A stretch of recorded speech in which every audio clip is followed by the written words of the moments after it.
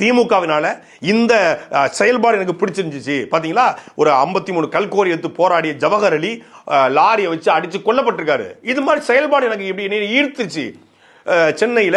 சென்னையை தூய்மைப்படுத்திய தூய்மை பணியாளர்கள் இன்னைக்கு வரைக்கும் கிட்டத்தட்ட 3-4 மாசமாக இந்த ராம்கேங்கிற தனியார் நிறுவனத்துக்கு எதிராக அவங்க போராடிட்டு இருக்காங்க. அதை எதுவுமே கண்டுகொள்ளாம இந்த பக்கம் நம்ம கடையை விரிப்போம் சொல்லி அறிவுத்துறை நடத்தக்கூடிய இந்த செயல்பாடு எனக்கு பிடிச்சிருந்துச்சு.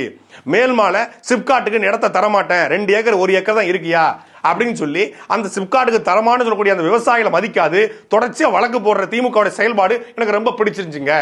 ஆத்துமல்ல அள்ளக்கூடிய நபர்கள் தமிழ்நாட்டில் தொடர்ச்சியாக கைது செய்யப்படுறாங்க. ஆத்துமல்லை அள்ளுவதை தடுக்கக்கூடிய நபர்கள் கைது செய்யப்படுறாங்க. அந்த செயல்பாடு எனக்கு பிடிச்சிருந்துச்சு.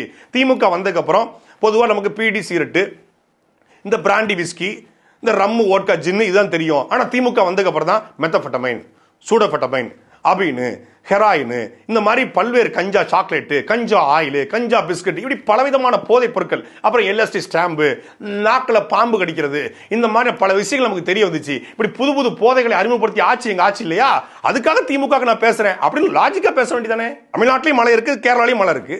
கேரளாவில் வெட்டப்படாத மழை தமிழ்நாட்டில் வெட்டப்படுது.